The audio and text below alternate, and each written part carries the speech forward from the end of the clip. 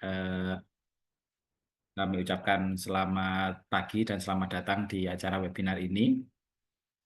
Eh, Baik, ini mungkin tidak terlalu formal gitu ya. Jadi pada kesempatan pagi hari ini ya, kami dari PRTTG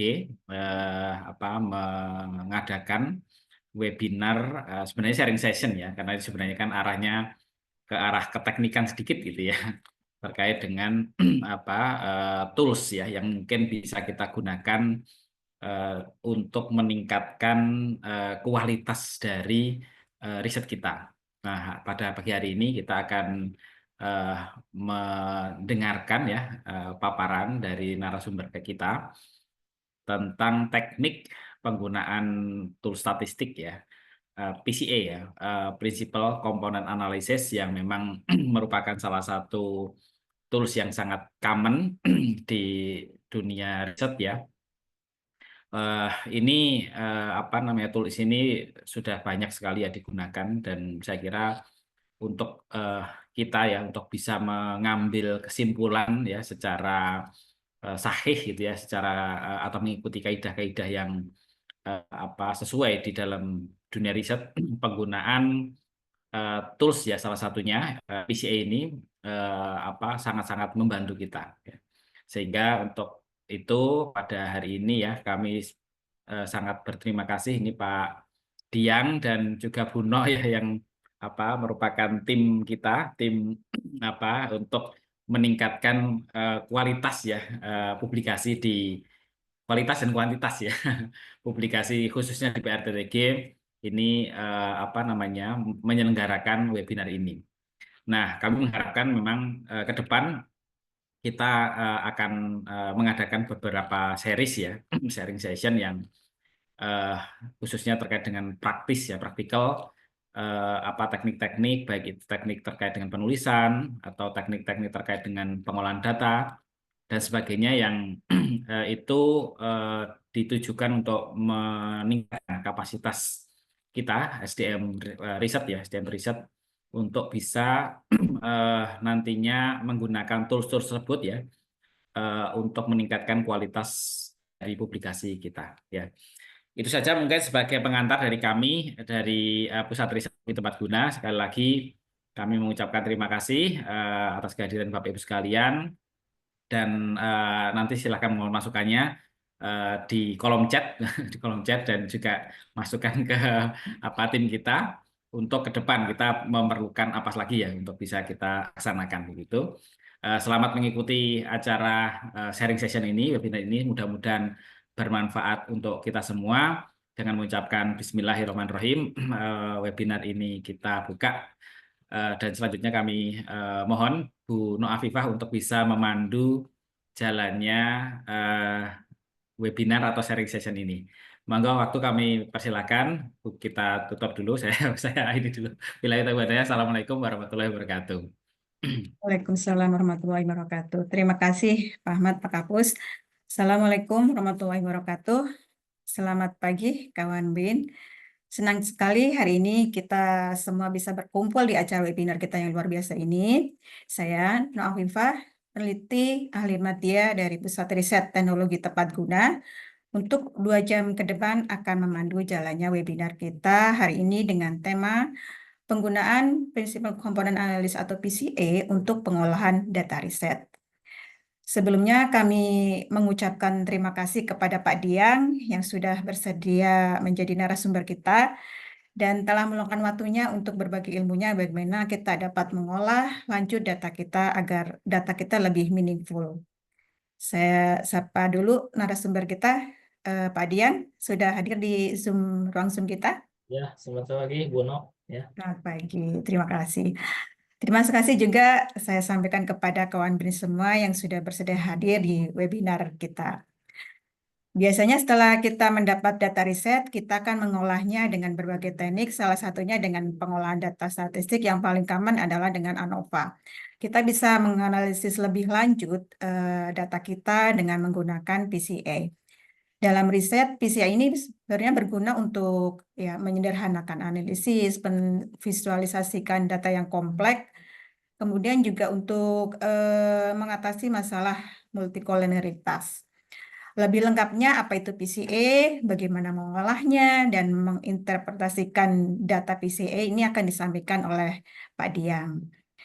Nah, sebelum Pak Diang menyampaikan paparannya, izinkan saya membacakan biodata Pak Diang terlebih dahulu. Saya izin share screen. Apakah sudah terlihat?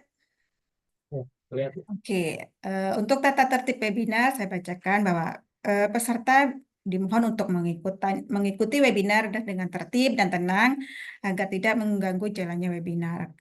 Peserta webinar bisa menggunakan format nama institusi. Kemudian peserta bisa dipersilakan mengajukan pertanyaannya melalui kolom chat atau Q&A atau kalau ingin bertanya langsung pas sesi diskusi bisa raise hand. Materi akan dimulai dengan pemaparan dari narasumber dan dilanjutkan dengan diskusi. Peserta yang akan mendapatkan sertifikat apabila mengisi daftar hadir secara lengkap. Nah, narasumber kita adalah Pak Diang Sagita. Ini salah satu kolega kami di PRTTG.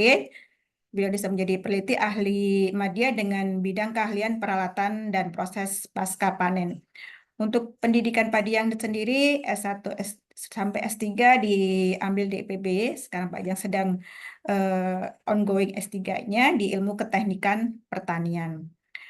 Untuk penelitian Pak Diang cukup banyak sudah malang melintang terutama dalam kopi, termasuk ini jadi salah satu topik disertasi Pak Diang. Penelitiannya antara lain yang saat ini adalah pengembangan perangkat portable berbasis Fisnir sebagai pendukung alat roaster kopi untuk menentukan tingkat sangrai kopi. Dan penelitian yang lain yang sudah dilakukan Pak Diang, salah satunya juga untuk pengembangan teknologi proses dan alat ekstraksi gula semut dari sorghum.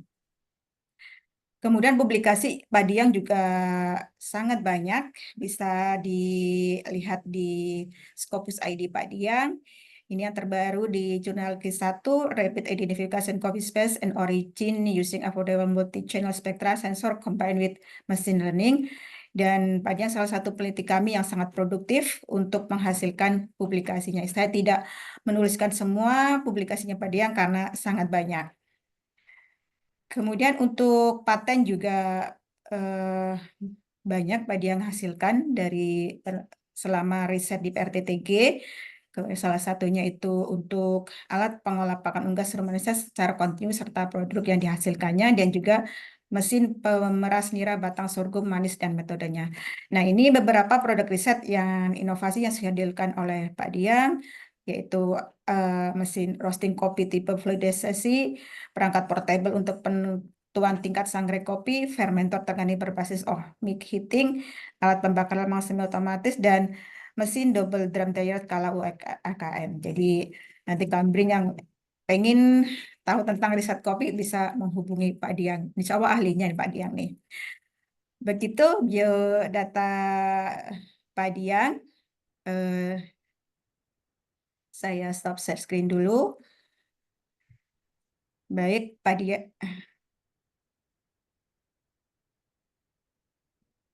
Pak Diang, silakan memaparkan materinya. Waktu pemaparan sekitar 60 menit cukup, Pak Diang? Oh, kayaknya panjang juga ya. Mungkin ya. Nanti kita lihat Ya, aja. nanti kita lihat Ya, ya. diskusi lebih banyak. Oke, Ya. waktu dan ruang saya serahkan kepada Pak Diang. Hmm. Monggo, Pak. Baik. Bismillahirrahmanirrahim. Assalamualaikum warahmatullahi wabarakatuh. Alhamdulillah, wassalatu wassalamu ala rasulillah, amma ba'du. Baik, pertama-tama terima kasih kepada Kepala Pusat Riset Teknologi Tempat Guna BRIN, Bapak Ahmad Saifuddin yang telah memberi kesempatan kepada saya untuk menjadi narasumber dalam sharing session kali ini. Kemudian terima kasih juga kepada Bu Nok yang telah mempersiapkan ya agenda hari ini sehingga bisa terlaksana dan mudah-mudahan acara pada hari ini bisa memberi manfaat lah kepada kita semua yang hadir di sini sehingga bisa menambah apa namanya pengetahuan dan istilahnya nanti bagaimana sih aplikasi salah satu tools ini yaitu PCA dalam pengolahan data riset kita. Saya izin share screen ya.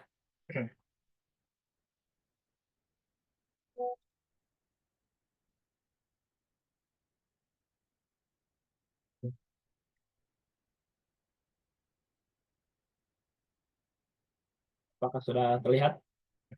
Eh, Belum, Pak. Baik, Oh, saya berarti sudah.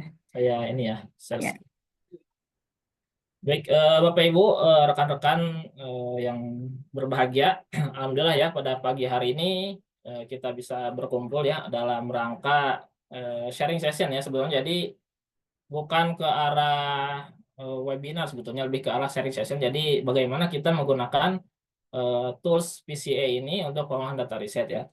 Nah, jadi saya sebetulnya bukan orang statistik asli ya. Jadi itu hanya sebagai apa namanya, karena saya sekarang sedang berada di dunia riset. Jadi memang tetap pada dasarnya kita perlu menggunakan salah satu tools ini yang bermanfaat untuk pengolahan data riset kita. Sehingga adapun jika ada kekurangan nantinya mohon dimaklumi, dan jika Bapak Ibu semua sudah ada yang pernah mempelajari ini juga dan mungkin memiliki apa namanya pengetahuan lebih tentang ini, boleh nanti didiskusikan pada saat sharing session ya, seperti itu. Adapun outline yang akan kita bahas pada agenda hari ini adalah mulai dari penjelasan dulu ya, apa itu sebetulnya PCA, kemudian tujuannya itu sebetulnya apa sih, analisis ini untuk apa, dan penggunaannya seperti apa, informasi apa yang didapatnya, kemudian bagaimana menginterpretasikannya seperti itu. Kemudian kapan harus menggunakan ini ya. Tidak hanya itu, nanti juga kita akan membahas lebih ke arah lebih spesifik ke arah langkah-langkah ya. Langkah-langkah PCA seperti apa, kemudian tools-nya yang bisa digunakan itu apa saja ya, baik itu yang nanti biasanya sih yang berbayar ya, cuma nanti kita lebih fokus kepada yang platform yang open source atau gratis ya, sehingga semua kalangan bisa mengaksesnya seperti itu ya, tanpa terbatas oleh dana, karena memang biasanya software-software statistik ini tidak tersedia secara umum ya, seperti itu. Sehingga kita akan fokus ke tools yang open source ya, seperti itu. Sekaligus nanti studi kasusnya ya, langsung kita demokan, kita simulasikan bagaimana sih pengolahan datanya, seperti itu.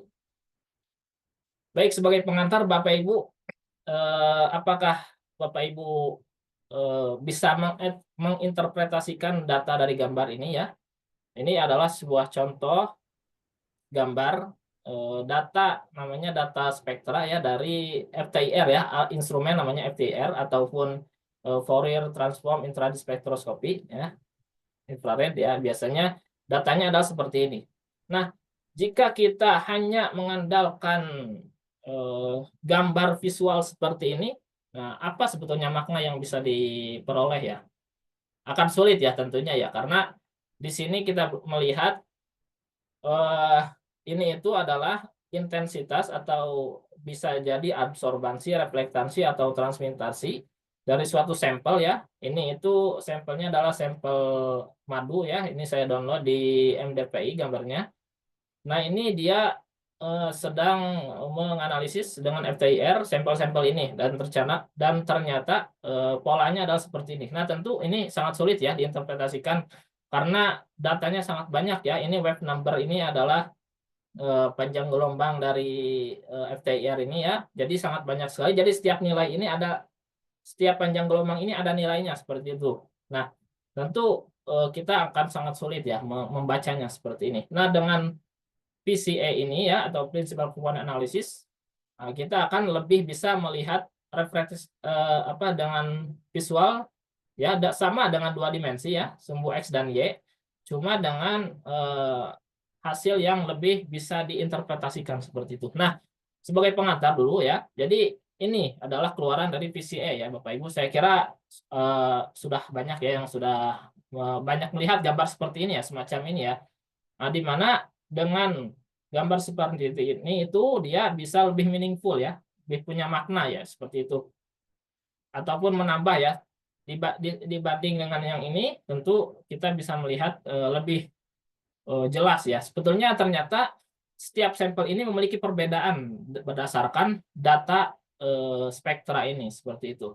Bisa dilihat contohnya ya, yang warna biru ini ternyata dengan warna merah ini ya, yang raw itu yang masih mentah, kemudian yang treat itu yang sudah diberi perlakuan, ternyata dia mengelompok terpisah ya, mengklaster tersendiri. Artinya apa?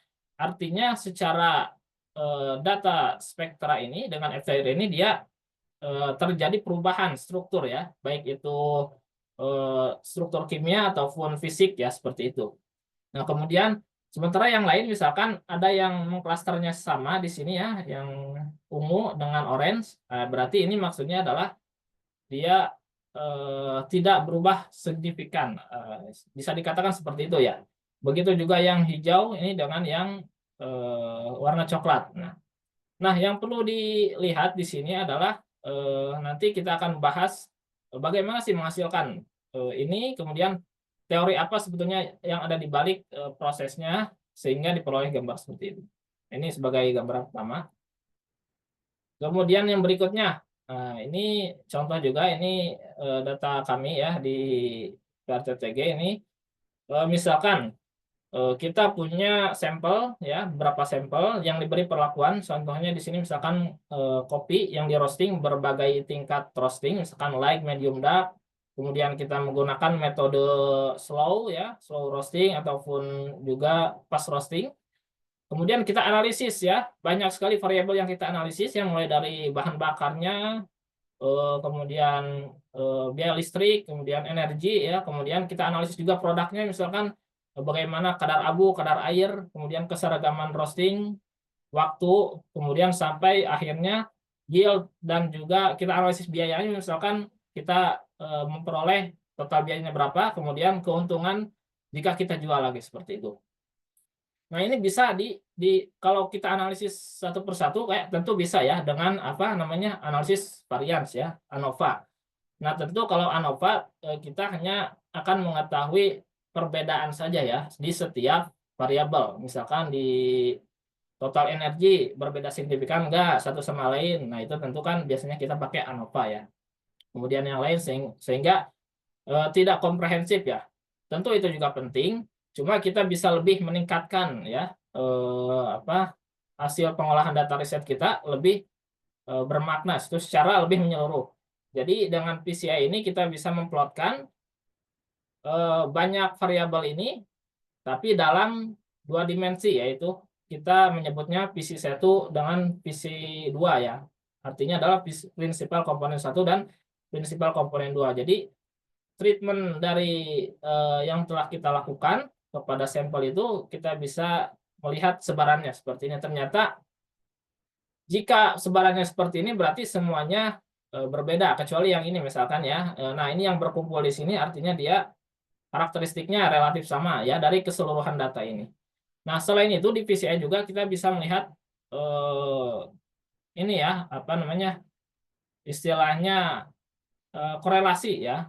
Cuma tidak kuantitatif, cuma kualitatif seperti ini ya. Jadi dari setiap variabel itu ada dalam sumbu PC1 dan PC2 ini dia tersebar seperti ini, dan ini sebetulnya memiliki makna ya, memiliki makna di mana misalkan ya dalam satu garis ini ya dia dekat gitu ya, memiliki kedekatan seperti ini contohnya. Nah, ini berarti dia memiliki korelasi yang tinggi satu sama lain ya antar parameter ini. Kemudian contoh yang sebelah sini ya, fuel dengan total energi ya, kemudian yang lainnya ya. Nah, ini berarti memiliki korelasi yang tinggi. Nah, jika berlawanan arahnya seperti ini, artinya dia berkorelasi negatif seperti itu. Nah, itu cuma sebagai pembahasan kualitatifnya ya, seperti itu berdasarkan hasil VCA ini. Nah, itu secara umumnya dulu. Kemudian ini juga hampir sama ya, jadi kita punya sampel banyak, misalkan ini di dunia machine learning juga ini sangat bagus untuk digunakan ya, ketika kita mau mengklasifikasikan atau kita mau membuat suatu teknologi untuk mengidentifikasi suatu sampel ya, misalkan ada perbedaan apa di dalamnya, seperti itu ada kandungan adulterannya ataupun ada pemalsuan misalkan, itu dengan ini bisa kelihatan seperti itu. Jadi datanya itu intinya sih ada sekumpulan data ya, sekumpulan sampel dengan memiliki banyak sekali karakteristik variabel ya. Itu kata kuncinya. Kemudian variabelnya bisa berupa data apa saja sebenarnya bisa ya, mau karakteristik fisik, kimia, sensori ya, data sinyal dari sensor juga bisa. kemudian data kromatogram dari GCMS mungkin ya, HPLC, mass spectrometry itu bisa. Jadi secara umum ya, memvisualisasikan karakter sampel dalam 2 dimensi itu tadi ya. Nah, seperti ini contohnya ya. Kita punya sampel misalkan coffee, light, medium, dan dark. Ternyata dia secara reflektansi ya pada panjang gelombang tertentu semuanya ya dipakai ini bisa terpisah seperti ini. Baik. Dari beberapa contoh ilustrasi tadi ya, sebetulnya apa sih PCA itu ya? Nah, jadi secara mendasar ya, PCA adalah suatu teknik ya untuk mengurangi dimensionalitas ya kumpulan data. Nah, sehingga tadi misalkan dari banyak data ya, dari ratusan data bahkan mungkin ribuan data itu kita bisa menguranginya, mereduksinya menjadi hanya misalkan tadi 2 dimensi ya dengan sumbu X dan Y ya yang disebutnya PC1 dengan PC2 ya. Sehingga kita bisa meningkatkan interpretabilitasnya. Nah, tetapi pada saat yang sama data itu ya, informasi dari seluruh data itu dari banyak variabel itu sebetulnya itu hilangnya sangat sedikit ya, atau meminimalkan hilangnya informasi ya berdasarkan literatur seperti itu. Nah, jadi itu ya, PCA ini merupakan salah satu teknik statistik untuk menjernihkan data, kemudian mengurangi jumlah variabel ya, tetapi tetap mempertahankan informasi penting seperti itu. Nah, selain itu ya, sebagai informasi juga untuk rekan-rekan sekalian ya, bahwa memang PCA ini dia masuk ke dalam metode statistik multivariat ya, karena kita melibatkan banyak sekali variabel ya yang dianalisis. Nah, selain itu di dalam konteks machine learning juga ini sebetulnya bisa dikatakan sebagai unsupervised learning. Jadi pembelajaran yang tidak terawasi ya, jadi tanpa perlu label maksudnya seperti itu. Nah, ini penjelasannya ya. Kemudian di dalam konteks chemometrika ya atau chemometrics juga ini bisa digunakan ya PCA ini sebagai metode eksplorasi dan reduksi dimensi data kimia atau tadi spektral tadi ya. Nah, jadi kenapa disebut chemometrika? Karena dia menggabungkan matematika, statistika, dan juga ilmu komputer ya untuk mengolah data kimia ataupun data spektroskopi agar dapat diinterpretasikan lebih informatif seperti itu. Nah, tujuannya tadi sudah kita lihat ya, bahwa hasil dari PCA itu adalah berupa gambar visual ya, 2 dimensi ya, sehingga itu adalah tujuan utamanya ya, merepresentasikan ya variabel yang banyak menjadi hanya 2 dimensi ataupun 3 dimensi, nanti tergantung konteksnya seperti itu. Kemudian kita bisa mengobservasi ya hubungan antar variabel seperti yang contoh tadi secara kualitatif ya. Kalau mau kuantitatif tentu kita bisa uji lanjut lagi menggunakan misalkan korelasi Pearson ataupun yang lainnya dengan teknik statistik itu ya. Kemudian mengobservasi klaster dari sampel ya. Jadi untuk melihat nih apakah ada persamaan atau perbedaan dari sampel yang ada ya, dari kumpulan sampel tadi. Sebetulnya jika memiliki perbedaan nanti bisa diketahui dia misalkan mengklaster tersendiri ya. Sedangkan jika berbeda dia terpisah klasternya seperti itu. Nah, PCA juga bisa digunakan ya sebagai pra pemrosesan sebelum machine learning. Nah, ini di dalam konteks machine learning ini bisa mereduksi data ya tanpa menghilangkan atau meminimumkan kehilangan informasi ya. Sehingga jika kita gunakan data hasil PCA ini tentu akan mengurangi variabel kan ya. Sehingga apa dampaknya? Dampaknya adalah pada machine learning ini akan mengurangi misalkan tentu adalah sumber dayanya ya, mengurangi waktu pemrosesan, kemudian tentu mengurangi bisa meningkatkan kecepatan proses, kemudian modelnya juga lebih ringkas seperti itu ya. Kemudian juga mengatasi data multi-collinear ya, kompresi data ini dia mengurangi ruang penyimpanan ya. Dan menemukan fitur yang paling signifikan itu juga bisa seperti itu. Oke, jadi ini analogi sederhana ya. Jadi ketika kita misalkan punya gambar 3 dimensi ya, kan apabila dilihat dalam bentuk 2 dimensi ya, 2 sumbu misalkan X dan Y, nah terlihat seperti ini ya, tidak komprehensif ya. Kemudian X dengan Z kemudian Y dengan Z. Nah, jadi akan menjadikan dia banyak sekali gambar dan tidak bisa kita lihat secara komprehensif. Nah, dengan PCI itu sebetulnya analoginya seperti ini ya. Dari gambar 3 dimensi ini dia melihat perspektif yang paling informatif ya. Nah, di sini tentu gambar ini dia dari 3 dimensi bisa kita plotkan dengan hanya 2 sumbu ya, seperti ini. Nah, dengan tampilan 3D ya. Istilahnya seperti itu ya untuk PCI ini lebih gampangnya seperti itu. Nah, kemudian sebagai contoh lagi ini ya, ketika kita punya data misalkan ya, ada data tinggi dan massa bobot tubuh ya misalkan ya. Nah, ini sebarannya seperti ini nih. Dalam kasus dia misalkan terlihat ya, poin-poin di sini menunjukkan dia ada peningkatan ya baik dari tinggi dan massa ya contohnya. Nah, dengan PCA ini dia kan namanya mereduksi ya, mereduksi data. Nah, jadi PCA ini dia membuat vektor baru ya, vektor baru ataupun garis baru istilahnya ya, seperti ini. Nah, dia yang paling memberikan visualisasi ataupun yang paling informatif ya untuk dibuat seperti itu. Jadi dengan algoritma PCA ini dia akan mencari ya garis yang dengannya itu dia memberikan apa namanya memberikan informasi yang paling lengkap. Nah, ini contohnya garis ini kan bisa dibuat di sini ya seperti ini. Nah, jika kita buat dalam satu dimensi saja, tentu akan menjadikannya seperti ini ya. Nah, ini kita katakan prinsipal komponennya. Jadi garis prinsipal komponen itu berdasarkan tadi yang di sini ya, disebutnya juga eigenvektor ya. Jadi ada nilai eigennya, kemudian ada vektor arahnya ya, arahnya seperti ini. Ya, ini yang akan membentuk prinsipal komponen seperti itu. Baik, kemudian ada beberapa terminologi penting ya yang perlu kita ketahui dulu ya untuk membahas lebih lanjut terkait PCA ini ya. Jadi salah satunya adalah varians ya. Jadi varians ini contoh ilustrasinya kalau ada data dengan varians rendah ya seperti ini. Kemudian ini yang high variance ya. Jadi data menyebar, variansnya besar seperti itu. Jadi dia seberapa besar tersebarnya data terhadap nilai rata-rata seperti itu variance. Kemudian ada istilah covariance ya.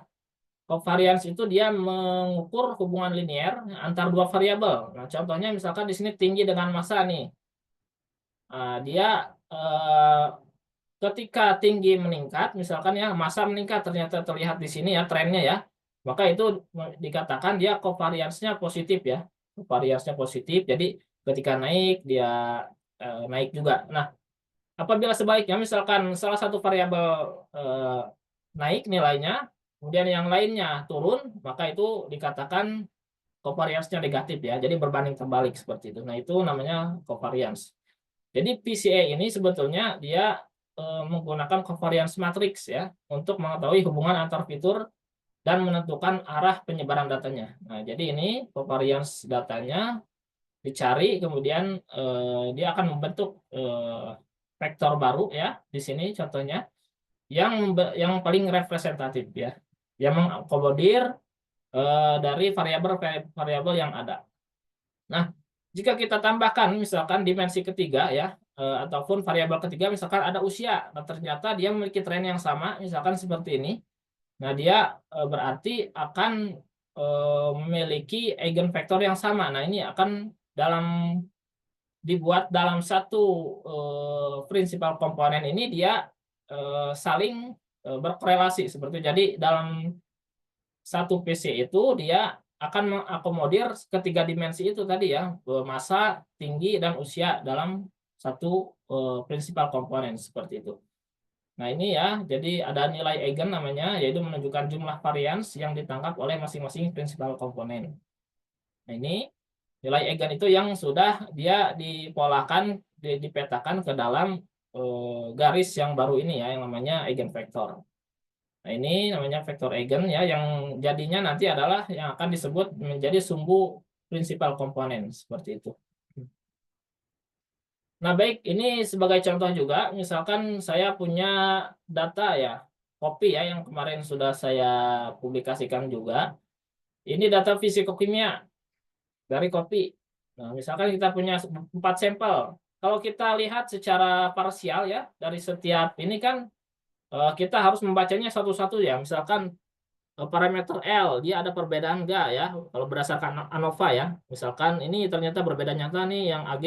Nah, kemudian sementara yang lain sama. Kemudian kita lihat yang lainnya misalkan pH ternyata tidak signifikan semuanya kecuali yang AF ya. Nah, itu jika kita hanya memaparkan tabel seperti ini ya sebetulnya bisa ya. Cuma ya hanya melihat saja ya seperti ini.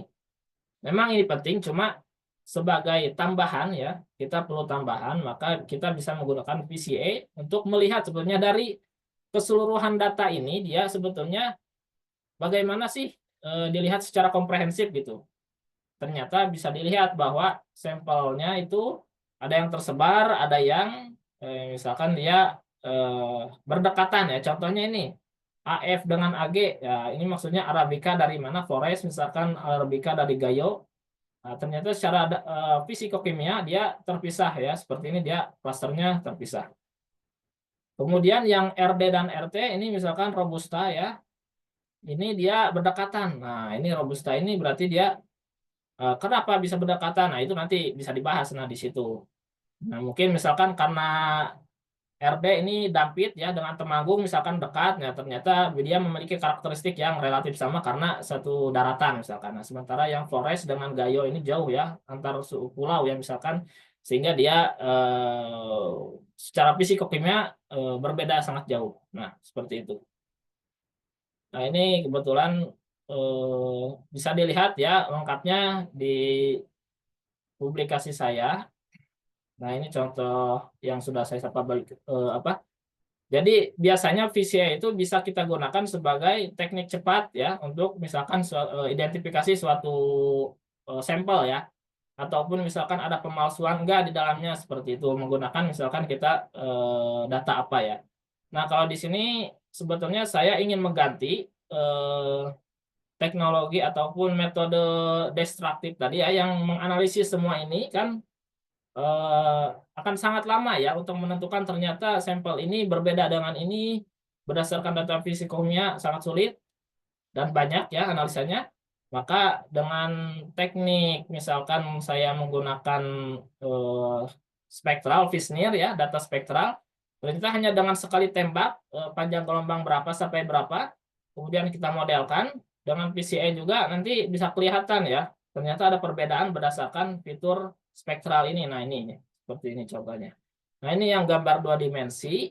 Nah, dengan ini juga sudah kelihatan, cuma jika masih kurang kita bisa menambah satu lagi komponen ketiga yaitu VC3 untuk melihat secara 3 dimensi ini dia bisa tercluster nggak seperti itu. Nah, itu contohnya ya seperti itu. Oke, jadi seperti itu penjelasan singkatnya ya. Nah, kemudian di bidang teknik mesin juga ini banyak digunakan ya untuk apa? Misalkan di sini ada contoh, saya ambil paper ya. Dia oh ini dari database ya, database kalau nggak salah dia untuk apa prediksi kekuatan fatigue ya, kelelahan ya, kelelahan dari baja. Nah, ini bisa dengan data yang sangat banyak, misalkan ada komposisi kimia, kemudian processing details ya, kemudian heat treatment conditionnya seperti apa, kemudian mechanical propertiesnya seperti apa. Nah, ini apakah bisa diklasterkan ya, apa bisa mengelompok misalkan ya antara dia yang fatigue-nya rendah dan fatigue-nya tinggi seperti itu. Nah, ternyata bisa terpisah seperti ini contohnya ya. Jadi ini jika 2 dimensi kurang bisa kita tambah misalkan ternyata ada beberapa pencilan. Nah, ini pencilan juga bisa dideteksi dengan VCA ini ya. Contohnya di sini misalkan ada satu pencilan masuk ke klaster ini ataupun yang biru misalkan ke sini seperti itu. Nah, ini juga bisa contoh lain ya, broken shaft fault diagnosis ya, based on VCA ya. Untuk di bidang mechanical engineering tentu ini juga bisa berguna.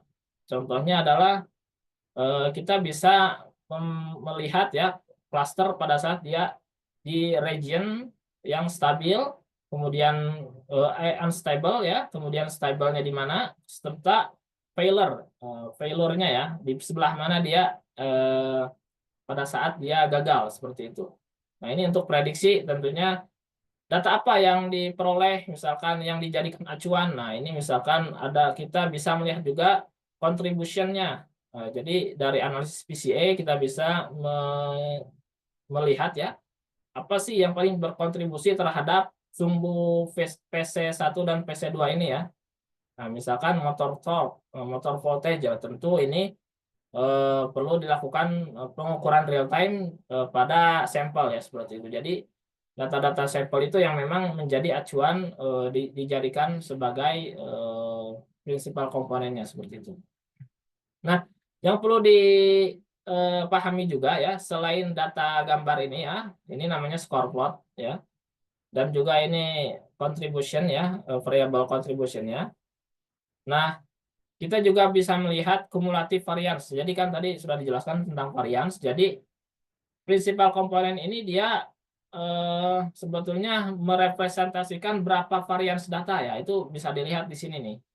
Nah, contohnya prinsipal komponen ke-1 nih, dia merepresentasikan atau mengakomodir berapa variance data nih, 40% lebih ya. Nah, kemudian prinsipal komponen 2 dia antara 45 sampai ini berarti 20% misalkan. Nah, kumulatif variance ini dijumlahkan sehingga bisa melihat variance data pada PC1 dengan 2 ini dia 70% ya. Sebetulnya ini 70% ini sudah cukup bagus ya.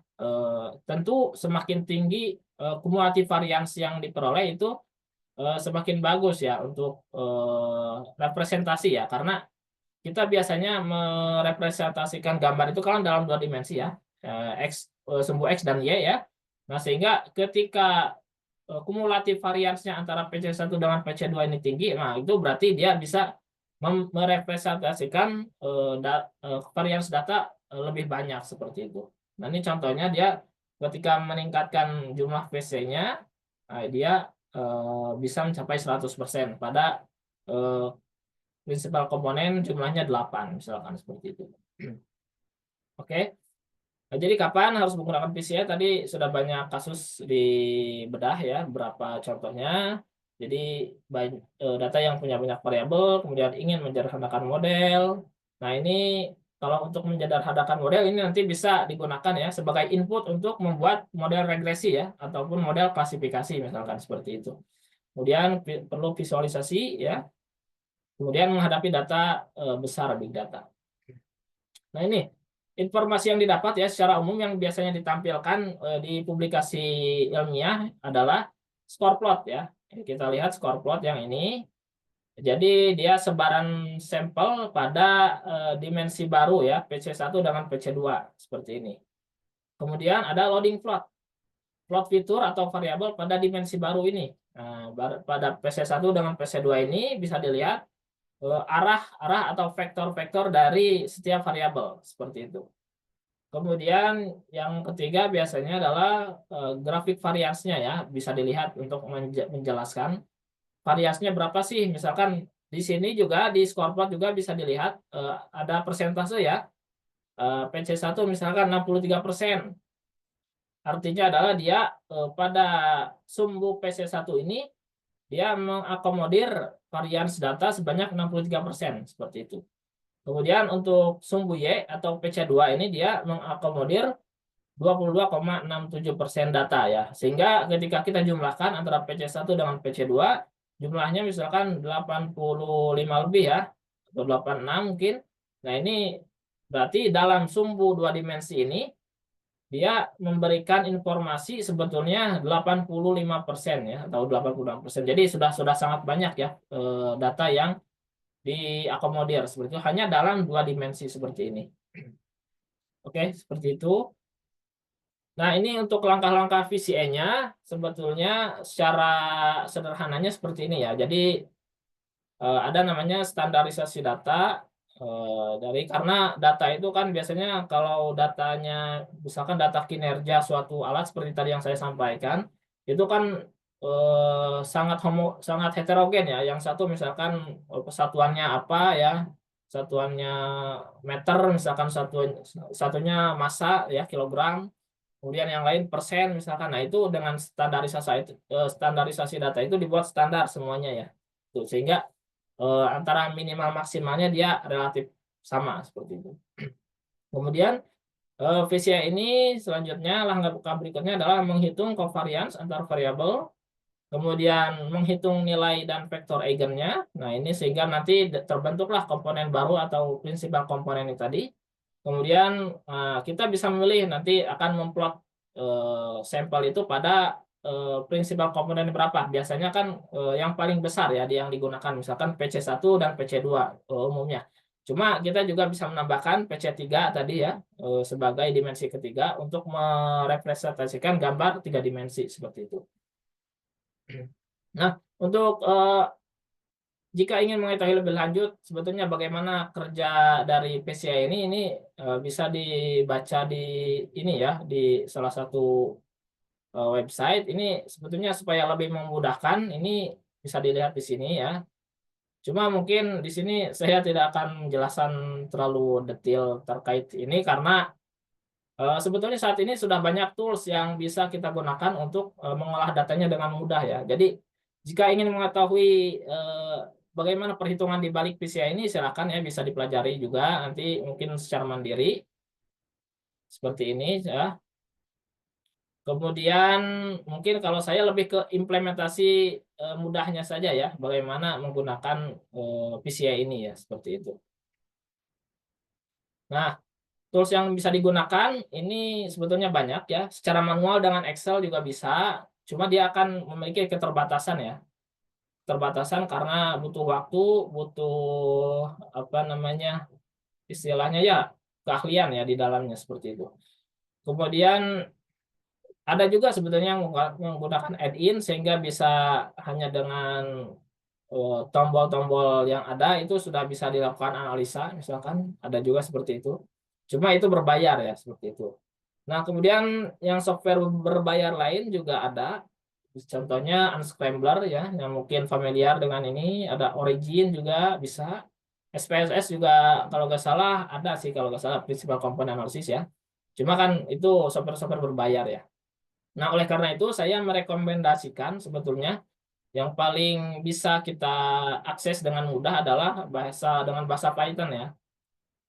Nah, untuk bahasa Python ini kan bahasa pemrograman ya. Nah, ini saya ada triknya supaya kita sebagai orang awam bisa menggunakannya. Tentu di sini saya akan menjelaskan secara ringkas nanti ya seperti bagaimana sih menggunakan bahasa Python ya.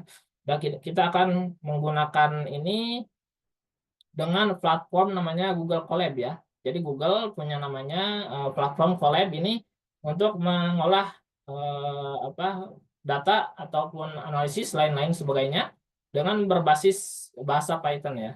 Seperti itu. Jadi online ya berbasis website. Jadi kita siapapun bisa dengan mudah mengaksesnya seperti itu. Yang lainnya bisa dengan RStudio, ini juga open source ya platform. Kita bisa install sendiri ya RStudio. Atau yang lain juga ada Orange Data Mining seperti itu. Ini juga gratis. Jadi kita fokus ke yang open source saja. Nah, baik mungkin saya akan memberikan contoh ya bagaimana mengolah datanya menggunakan nah ini karena kita misalkan orang awam ya yang tidak tahu dasar pemrograman ya karena bahasa Python ini berbasis bahasa pemrograman maka kita perlu memanfaatkan trik ya. Nah, di sini kita menggunakan ChatGPT ini sangat membantu sekali.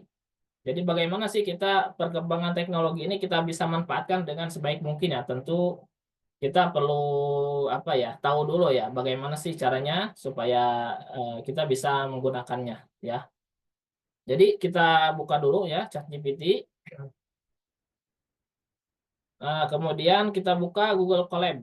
Nah, Oke, seperti ini ya. Bisa di searching juga di Google, nanti akan diarahkan ke website collab.google. Kemudian kita buka. Oke, seperti ini ya kurang lebih. Nah, kita new notebook. Nah, untuk menggunakan Google Colab ini, kita perlu login dulu menggunakan email kita ya di internetnya. Kita koneksikan dengan atau kita tautkan dengan apa namanya email ya, email Gmail. Karena ini dari Google, jadi kita bisa login menggunakan Gmail. Nah, ini tampilannya seperti ini. Kita bisa mulai coding di sini. Nah, kalau kita tidak ada apa namanya, belum ada pembelajaran terkait dengan bahasa Python, tentu akan sulit ya. Maka dari itu saya merekomendasikan menggunakan ChatGPT ya, supaya kita bisa mengenerate kode dengan mudah ya. Meskipun kita tidak paham bahasanya, contohnya saya juga seperti itu ya, awalnya tidak paham sama sekali, tapi sedikit demi sedikit lah dengan bantuan ChatGPT ya, saya juga bisa belajar ya. Selain tadi langsung bisa mengenerate data ya, ataupun coding ya, kita bisa belajar sekaligus seperti itu. Nah, kita open ya, kemudian kita contohnya akan buat ini ya, suatu data ya. Saya punya data, misalkan tes PCA namanya ya. Saya contohkan langsung aja. Contohnya ini tadi ya, data yang saya tampilkan. Ini ada beberapa sampel kopi yang di roasting dengan beberapa treatment ya. Kemudian saya analisis kinerjanya tadi ya, mulai dari eh, konsumsi energi saya analisis, kemudian produknya saya analisis misalkan, kemudian sampai ke analisis ekonominya saya analisis. Nah, ini ada data seperti ini. Nah, ini bisa dengan PCA ya. Penulisannya seperti ini saja. Kolom pertama itu nomor misalkan, kemudian yang B-nya kolom 2 kita isi dengan label ya atau treatmentnya. Kemudian kolom ketiga sampai seterusnya itu datanya ya, data variabel ya, seperti itu. Oke. Nah, ini udah saya buat juga promnya bagaimana kita bisa menganalisis apa namanya di Google Colab tadi dengan ChatGPT ya. Baik. Oke, saya akan ini promnya ya. Jadi hanya seperti ini saja sudah bisa nanti ya. Kita coba aja ya. Jadi saya ingin mengolah data dengan Python untuk analisis PCA. Nama filenya apa ditulis aja, misalkan .csv ya. Kemudian kolom 1 berisi nomor urut, kolom 2 kelas sampel ataupun treatment sampel atau apa saja ya. Kemudian kolom 3 dan seterusnya berupa fitur. Tolong buatkan kode Python-nya. Kemudian tampilkan nilai varians dan kumulatif varians, lalu plotting, grafik score plot, dan loading plot. Seperti itu. Jadi biasanya seperti ini ya. Jadi kita menginginkan dia menampilkan score plot dan loading plotnya. Baik, kita coba ya, tanya ke ChatGPT. Nah, ini kodenya akan langsung dibuatkan, kode Python-nya. Seperti ini ya. Nah,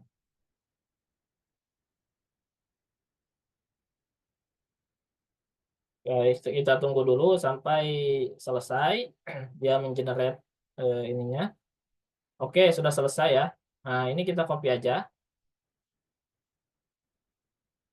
Nah, sebelum kita paste ya, kita paste di sini. Kita bisa caranya adalah memasukkan datanya dulu ya, data CSV-nya ke sini. Kita klik yang folder di sini.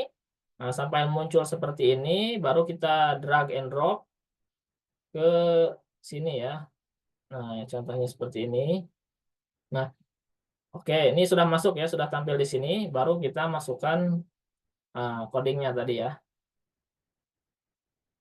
Nah, jadi Python ini dia sebetulnya ada beberapa tahap ya. Nah, ini nanti kita bisa pecah sebetulnya dalam kode ini dia bisa dibuat berstep-step ya. Kalau ini kita tampilkan sekaligus ya contoh.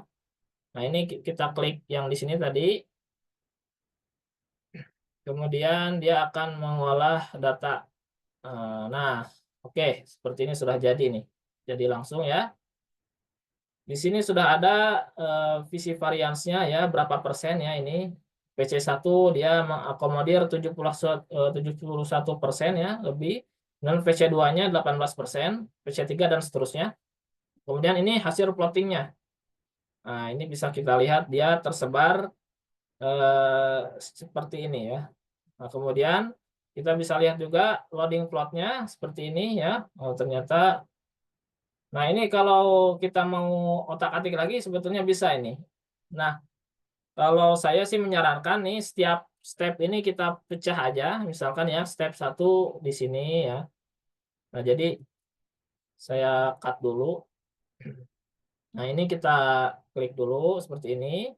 Nah, kita garis baru lagi di sini. Nah, ini yang tahap 2 misalkan di sini ya. Oke, seperti ini. Nah, di sini untuk proses dia pelabelan ya. Ada namanya untuk nanti mewarnai dari grafiknya seperti itu.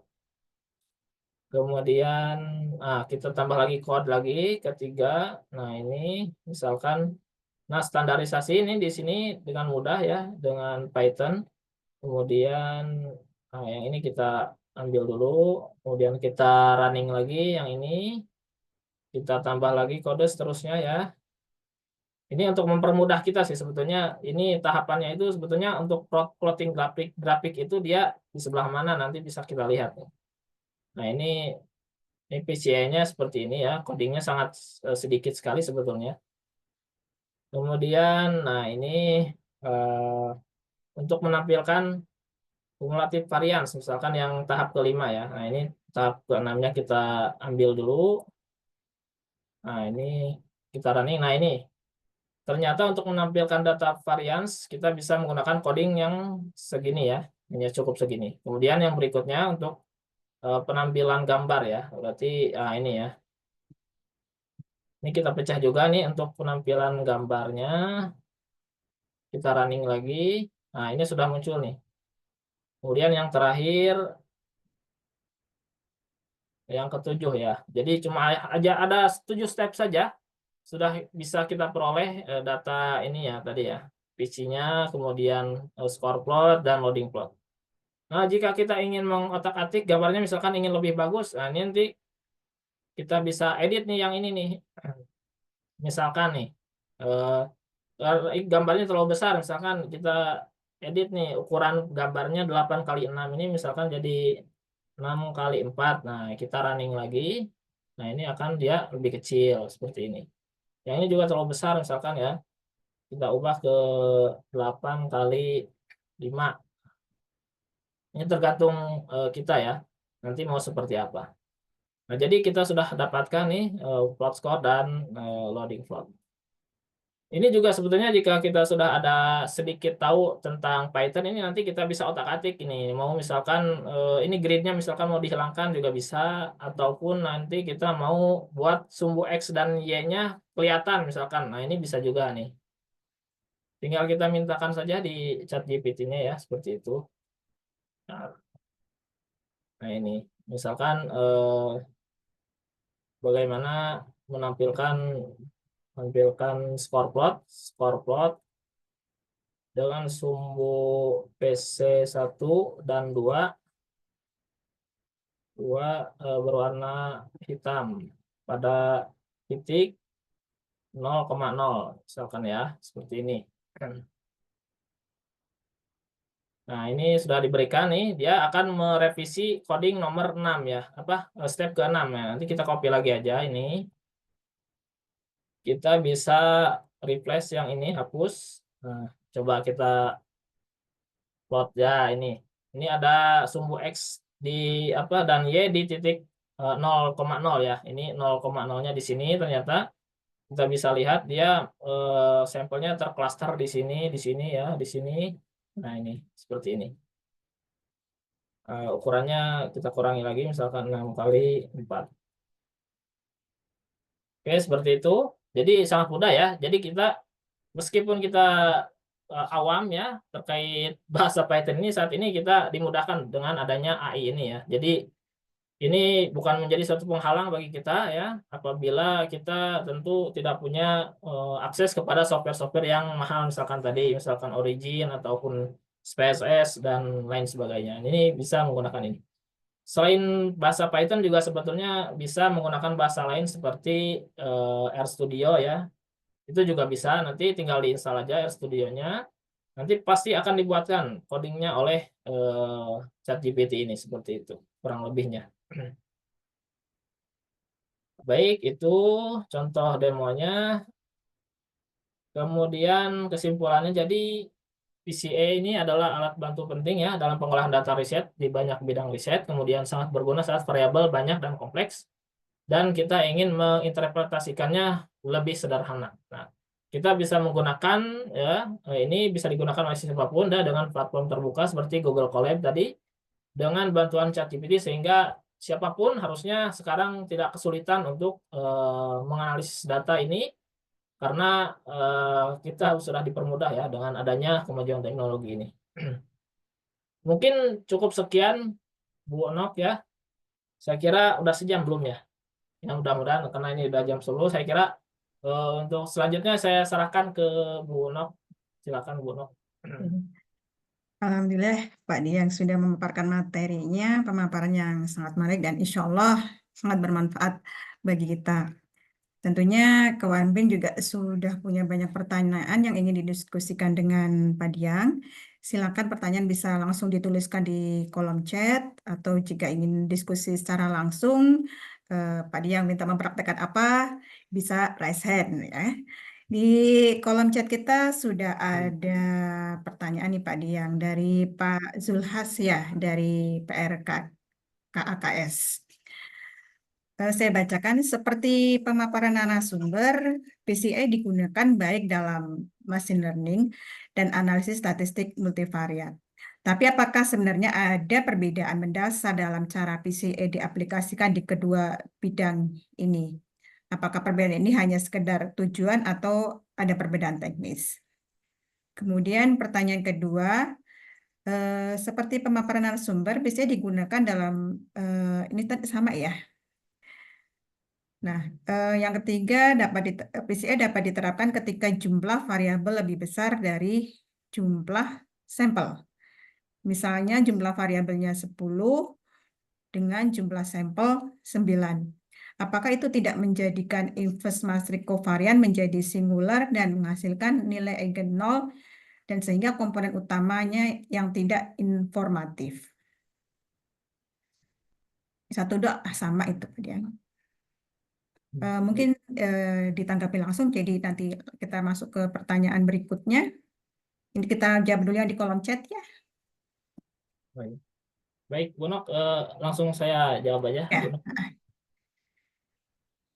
Baik, saya ucapkan terima kasih atas ini ada tanggapan dan pertanyaan ya dari Pak Julhaj Aliansyah dari PRKKS.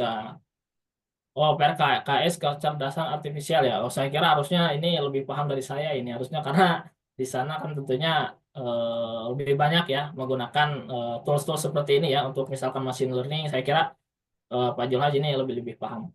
Nah, beliau menanyakan seperti pemaparan sumber, PCA digunakan dalam machine learning, analisis statistik ya. Apakah sebenarnya perbedaan mendasar dalam cara aplikasi di kedua bidang ya? Baik.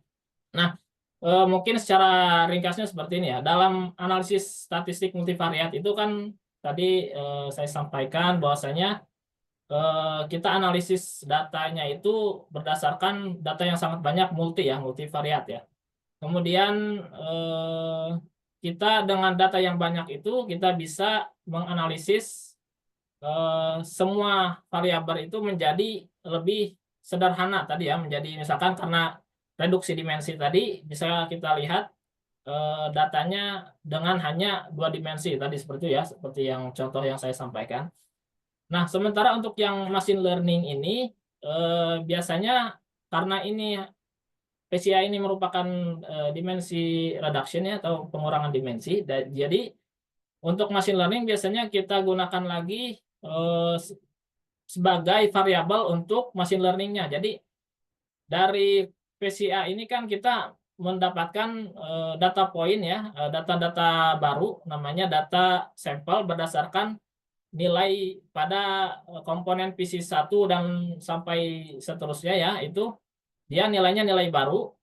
Nah, itu bisa kita gunakan sebagai basis fitur untuk membuat model machine learning berdasarkan fitur PC itu, seperti itu. Jadi biasanya untuk machine learning itu tidak kita langsung plotkan saja, tapi harus digunakan model machine learning-nya dulu apa nih. Misalkan kita memakai linear regression ataupun memakai misalkan ANN ya, neural network. Nah, itu kita bisa gunakan ya pemodelannya menggunakan algoritma lain seperti itu. Jadi untuk PCA-nya itu hanya untuk merubah data yang besar itu menjadi lebih ringkas, cuma dengan variabilitas yang tetap ya dipertahankan seperti itu, sehingga diharapkannya dengan pengurangan reduction ini ya, pengurangan dimensi ini menjadikan modelnya menjadi lebih ringkas ya, lebih tidak memakan banyak memori seperti itu. Nah, itu penjelasan singkatnya. Mungkin untuk lebih lanjut nanti mungkin ada buku tersendiri ya untuk membahas PCA ini untuk lebih detailnya. Nah, kemudian yang kedua ini tadi sama ya, kalau nggak salah. Jadi perbedaan mendasarnya ya, kalau menurut pemahaman saya tidak ada ya, tidak ada perbedaan besar. Nah, biasanya mungkin ada hal-hal perbedaan itu hanya dalam biasanya jumlah database, jumlah dataset ya. Nah, untuk aplikasi machine learning biasanya datasetnya itu banyak ya, ratusan misalkan ya, ribuan bahkan untuk jumlah sampelnya ya. Sementara untuk yang analisis tadi, untuk statistika biasanya variabelnya lebih sedikit dan bisa dibuat dalam bentuk tadi loading plotnya bisa terlihat seperti itu ya, sehingga vektor-vektor dari variabel itu bisa terlihat satu sama lain seperti itu karena dan bisa diinterpretasikan sih seperti itu sih. Nah, kemudian yang pertanyaan ketiga, apakah PCA dapat diterapkan ketika jumlah variabel lebih besar dari jumlah sampel? Misalnya jumlah variabel 13 dengan jumlah sampel 6. Apakah tidak menjadi tan inverse matriks covariance menjadi singular dan menghasilkan nilai eigen 0 dan sehingga komponen utama tidak informatif? Baik, kalau sepengalaman saya ini tetap bisa dilakukan ya. Karena saya pun sudah mempraktekannya ya. Jadi dengan variabel yang banyak, misalkan kita punya 13 ya, dengan jumlah sampel 6, nah ini bisa ya seperti ini. Cuma memang untuk beberapa software ini misalkan ada yang harus mensyaratkan sampel itu minimal 3 ulangan. Nah, itu ada juga yang seperti itu ya. Misalkan kita menggunakan metabo analyze namanya ya. Itu dia mensyaratkan satu sampel itu minimal harus ada 3 ulangan ya. Kalau yang tadi itu yang saya sampaikan itu kita biasanya menggunakan rata-rata ya untuk untuk yang hasil PCA-nya ya, kita bisa rata-ratakan dulu datanya, kemudian kita tampilkan sehingga plotnya hanya masing-masing perlakuan satu misalkan seperti itu. Cuma sebetulnya kalau mau lebih informatif juga bisa kita ketiga-tiganya ulangan itu bisa kita tambahkan di situ sehingga setiap sampel itu nanti bisa terlihat ya apakah dia benar-benar berkumpul di satu klaster yang sama misalkan antar ulangannya. Nah, itu sebetulnya lebih informatif seperti itu. Jadi tidak hanya satu sampel, satu perlakuan, satu data ya. Jadi bagusnya sampel yang sama misalkan tadi ya diulang 3 kali itu kan datanya semua dipakai seperti itu. Itu akan lebih bagus seperti itu. Mungkin itu. Kalau ada tambahan silakan ya Bapak Ibu, karena di sini kita sifatnya diskusi ya. Jadi saya bukan berarti lebih tahu dari mungkin yang ada di sini. Jadi silakan saja, saya terbuka untuk ada masukan. Adapun ada penambahan informasi silakan ya, karena saya juga masih tidak terlalu ahli lah istilahnya dalam penggunaan ataupun teori dasar dari PCA ini seperti itu. Baik, Hmm. selanjutnya ada yang raise hand. Kita eh, persilakan dulu untuk Bu Rima. Silakan. Terima kasih, Bu Nok. Apakah suara saya terdengar ya? Cukup jelas. Oke. Pak Diang, terima kasih. Ya. Saya juga sudah berapa kali menulis bareng Pak Diang, memang luar biasa ya.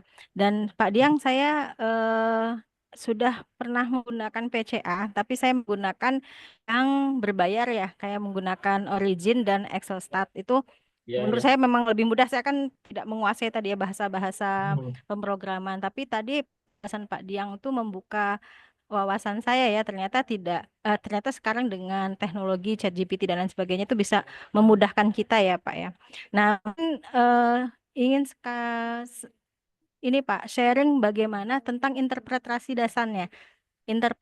data tadi yang dari gambar tadi, sepertinya kan tadi Pak Diang lebih banyak how to ya, Ya. melakukan analisa. Karena kalau saya melihat data itu tuh biasanya saya tuh paling Pak merenung membaca data panah-panah tadi itu. Nah, bisa nggak Pak Diang membagikan trik-trik bagaimana menyimpulkan atau membaca data itu dengan lebih mudah dan lebih cepat seperti itu Pak. Terima kasih. Baik, terima kasih Bu Rima atas pertanyaannya. Mungkin saya izin share screen kembali ya. Untuk lebih menjelaskan terkait dengan interpretasi data, saya ambil contoh saja yang tadi ya. Misalkan yang ini ya, tadi ya misalkan ya. Oke, ini contoh ya. Nah, ini kan ada 6 data ya, sebetulnya ini data rata-rata setiap perlakuan. Yang bagusnya ini sebetulnya kita memecah lagi ya setiap perlakuan ini, nanti data ketiganya, data ulangan kita itu dimasukkan sehingga harusnya ada 18 data, yaitu itu akan lebih representatif seperti itu.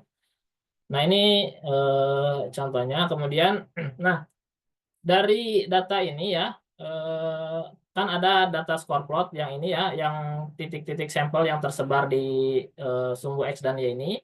Kemudian yang satunya ada loading plot. Jadi yang ini ya Bu ya, yang panah-panah ini ya. Iya Pak, Nah, yang panah itu eh, terkadang hmm, saya sulit dia ya. akan masuk PC2 atau dia ke PC1 gitu. Kalau misalnya Oh, Pak Diang ada punya trik nggak ya, ya, ya, ya. cara membaca datanya seperti itu? Baik, baik. Jadi begini Bu, sebetulnya ya garis-garis ini adalah dia merupakan ini itu kan ada titik ujungnya ya. Nah, titik ujung ini sebetulnya dia ada nilainya Bu, kan dia berada di sumbu X dan Y ya. Nah, berarti dia itu misalkan kita contoh yang uniformity ini ada di kuadran ini ya. Nah, berarti uniformity ini dia menyumbang nilai sebesar berapa di sini ya, variansnya ya, kepada PC1 Bu. Nah, ini contohnya seperti ini ya. Nah, kemudian kepada PC2 juga dia ada menyumbang nilai ini. Ini sebesar berapa ke sini nih. Nah, jadi apabila kita tarik garis kan kepada sumbu X ya, ditarik lurus ke sini ya. Nah, ini kan dia nyambung ke PC1, dia ada nilainya berarti ya berapa. Kemudian ke PC2 ada nilainya, berarti dia uniformity ini berkontribusi kepada PC1 sebesar berapa nilainya, ada nanti sebetulnya di hasil pengolahannya sebetulnya ada ya. Nah, kemudian ke sini berapa. Nah, jika garisnya seperti ini Bu, misalkan yang ini ada revenue ya, ini hampir menghimpit dengan PC1 Bu.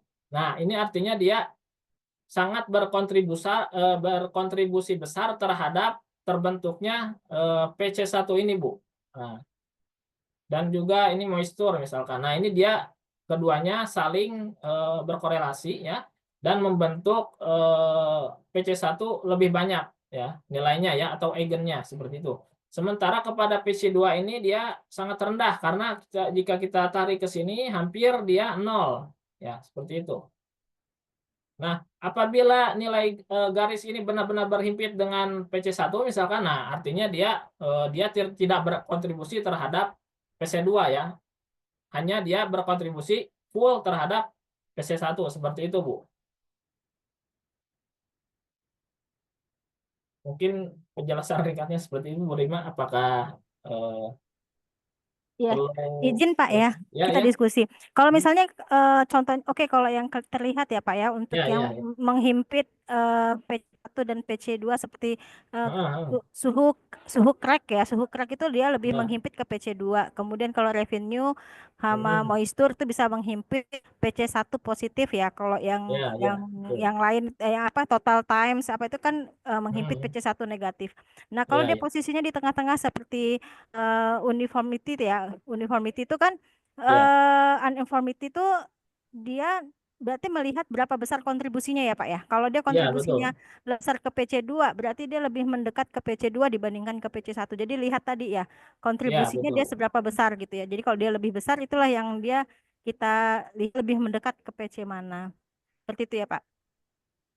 Iya Bu, jadi sebetulnya garis-garis ini kan dia sebetulnya menunjukkan seberapa besar kontribusi ke masing-masing PC ya. Nah, jika adanya di titik ini ya berarti dia memiliki kontribusi kepada PC1 dan juga kepada PC2 seperti itu.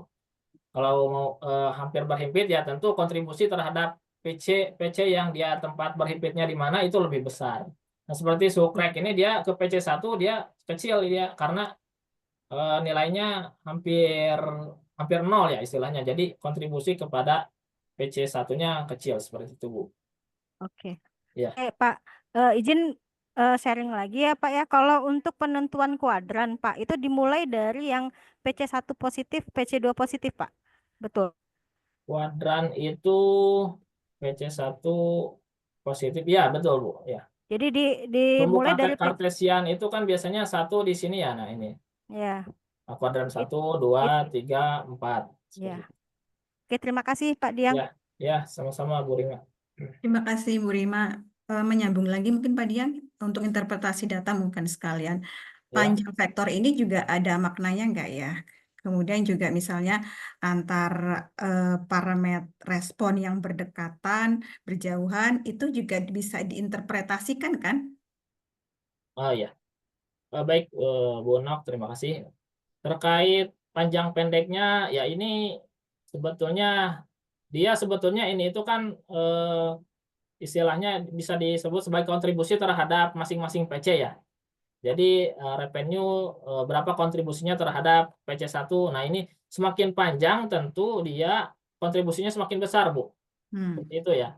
Hmm. Jadi kalau semakin pendek, misalkan uniformity ini misalkan ada di sini nih, mendekati nol. Nah, berarti itu sama sekali tidak berkontribusi ya. Hampir nol itu sedikit sekali ya kontribusi terhadap PC1 dengan PC2 sehingga apa maknanya dia artinya dengan sumbu PC1 dan 2 ini dia kurang representatif ya. Uniformity ini bisa tidak varians datanya sangat kecil sekali kontribusinya terhadap PC1 dan PC2 sehingga jika ingin melihatnya lebih lanjut ya tentu bisa dilihat di dimensi ketiga atau PC ketiga secara 3 dimensi atau antara PC1 dengan PC2 barangkali dia menghimpit di sumbu ketiga seperti itu Bu. Oke. Lanjut, kita balik ke pertanyaan di kolom chat. Ini ada dari Pak Ahmad. Apakah boleh studi case untuk pengolahan data FTIR, Pak Diang? Kemudian Pak Diang tadi menjelaskan mengenai pretreatment data, yaitu standarisasi data. Apakah standarisasi data ini maksudnya memproyeksikan data pada ukuran yang sama atau normalisasi data? Mohon penjelasannya. Mungkin ini dulu Pak Diang, tanggapin. Ya, baik. Baik, terima kasih Pak Ahmad atas pertanyaannya. Terkait pretreatment yaitu standarisasi data ya. Nah, untuk standarisasi ini untuk di Python sendiri tadi sudah ada apa namanya? Tahapannya ya, yaitu yang cuma berapa baris ini dua baris ya. Nah, untuk standarisasi di sini dia biasanya menggunakan ini Pak. Saya coba tampilkan dulu link ya.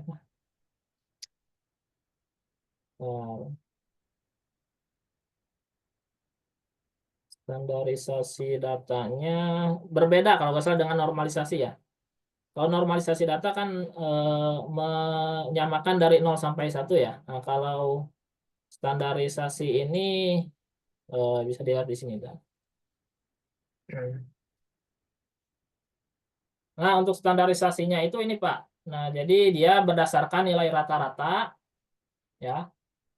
Kemudian Nah, dia lagi share screen atau enggak? Enggak oh kelihatan. belum ya. Iya. Oh, baik. Nah, saya share screen lagi.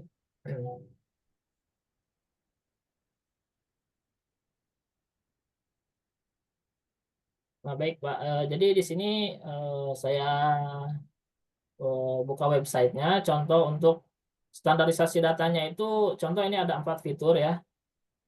Jadi untuk standarisasi data di sini dia mengacu kepada data rata-rata ini ya mu di sini, dan juga varians standar deviasi ya, mean dan standar deviasi. Sehingga x new-nya itu nanti dia harus menghitung berdasarkan nilai saat itu dikurangi rata-rata dibagi standar deviasi, sehingga nanti terbentuk nilai barunya seperti ini. Nah, ini nih. Jadi bukan normalisasi antara 0 sampai 1 atau minus 1 sampai 1 ya, tapi dia melibatkan nilai rata-rata dan standar deviasi. Jadi nilainya terstandar berdasarkan itu ya. Seperti ini contohnya. Jadi nilainya cuma dia relatif seragam ya. Jadi dengan rentang yang tidak jauh berbeda seperti itu. Jadi yang satu tidak ribuan, yang satu tidak satuan misalkan, jadi semua sama seperti itu. Seperti Tapi itu. kita nggak perlu ini apa ya, nggak perlu melakukan pengolahan awal dulu berarti ya, misalnya data tadi itu langsung Oh ya, dimasukkan aja gitu ya. langsung dimasukkan Pak. Jadi kalau di tahapannya di Python ini sudah ada tahapan tersendiri untuk standar scalernya ya di sini nih. Jadi data mentah yang kita masukkan di sini dia akan langsung dibuat secara apa? Langsung dibuat skalanya ya, apa? Standar ya, dibuat standarnya seperti itu. Seperti itu Pak Ahmad ya. Siap. Sudah Pak Ahmad?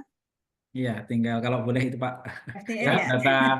datanya Tunggu FTI kita itu kan ya. banyak banget tuh Pak. Panjang Oh istilahnya iya betul. Datanya ada spektra gitu ya. ruang Itu proses ya. spektra. Spektra itu gimana Pak? Bandingin antar spektranya gitu ya. Oh iya.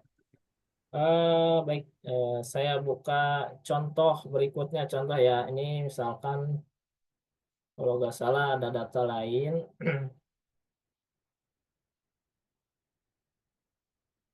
Bukan yang ini. Eh,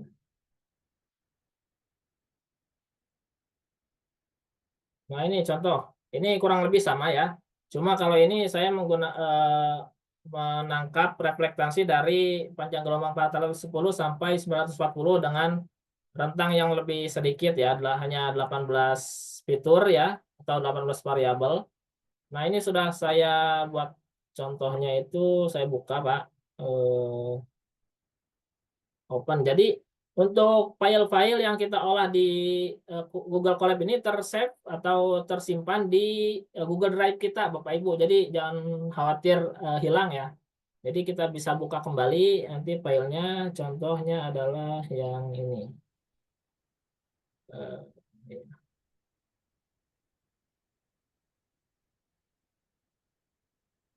Ini bukan ya. Coba saya buka dulu filenya.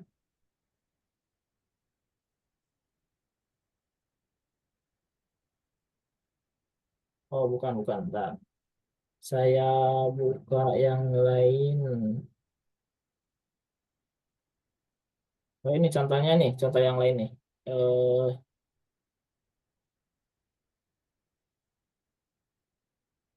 Oke, kalau ini contoh yang lain ya, yang nggak ada di itu apa, nggak ada di slide tadi.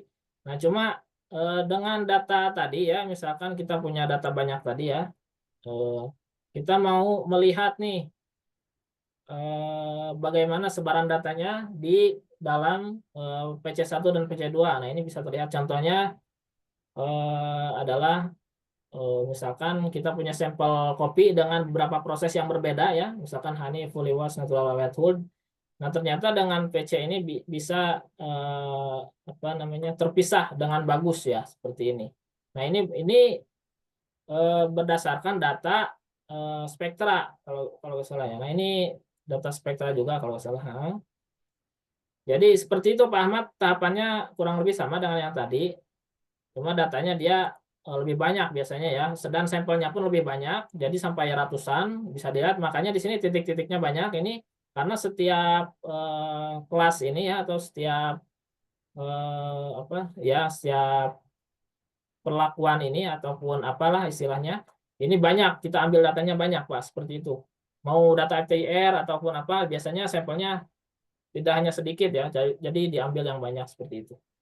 Iya, punten Pak Diang, berarti gini ya Pak ya. Tadi kalau lihat Ah, datanya, data mentahnya itu kan kita eh, semacam tagging dulu ya di wave number berapa.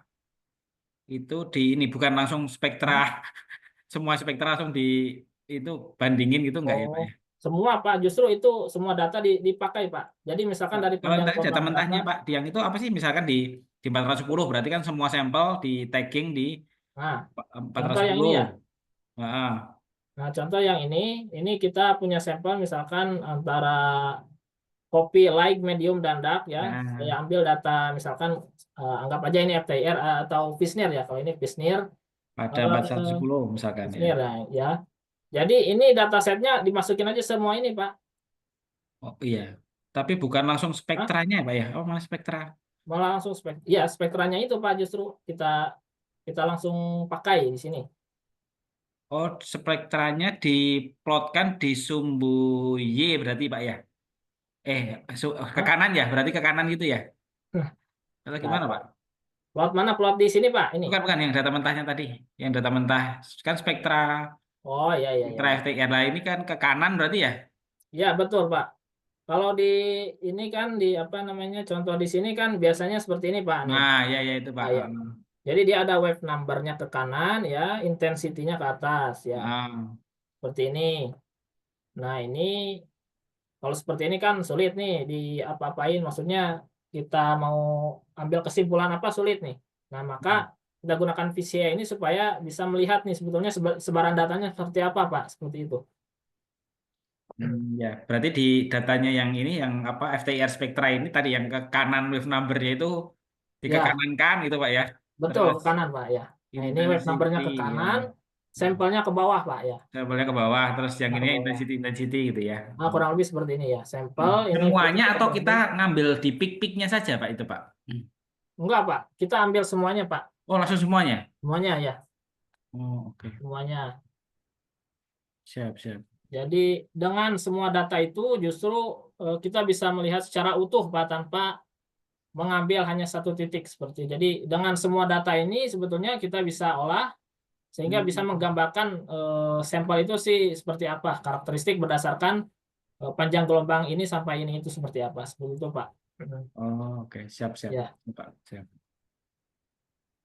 Terima kasih Pak Dian. siap, Baik, sama-sama Pak Ahmad. oke.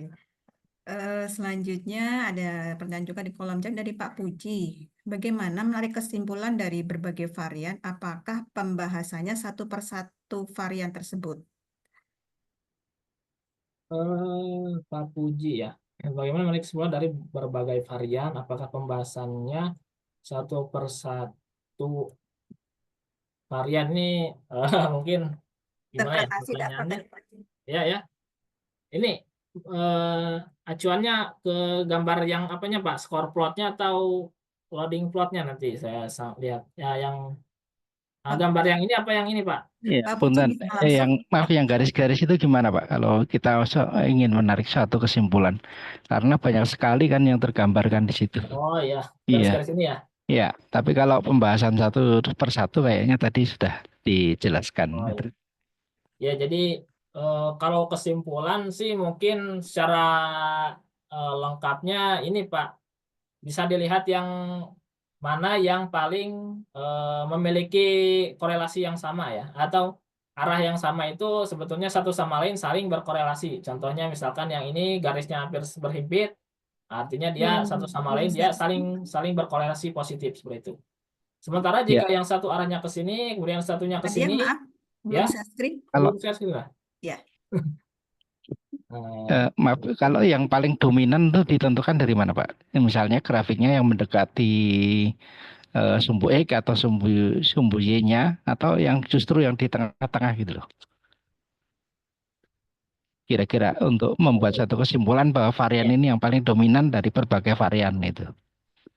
Oh ya, kalau untuk mencari yang paling dominan itu sebetulnya bisa nanti kita buat coding sendiri, Pak, dan dia akan mencari mana yang paling kontribusinya besar terhadap PC1, PC2.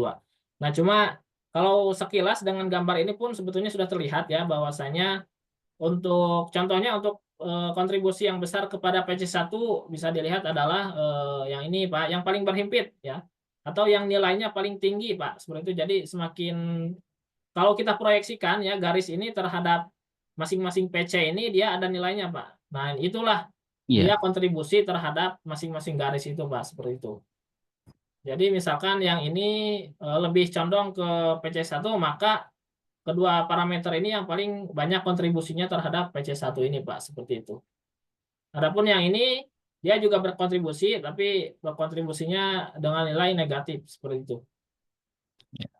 Baik, terima kasih Pak Dian. Pak Dian, di sini Pak. Ya, ya. Artinya kita tadi Pak yang spesialkan sebagai revenue sama apa tuh Pak berkontribusi terhadap PC1 nih. Tapi Ya, ya. kontribusi terhadap PC1 artinya kontribusi terhadap apa itu Pak? PC1-nya apa ini? Baik, ya. Saya masih Sama belum. PC2 Oh nya. ya, baik. Jadi PC1 ini kan tadi ya, jadi Nilai rata-rata. dimensi baru yang mengakomodir semua data, Pak. Nah, cuma di sini bisa dilihat persentasenya, Pak. Nah, ini 71%, artinya PC1 ini dia mengakomodir varian sebanyak 71% dari keseluruhan data.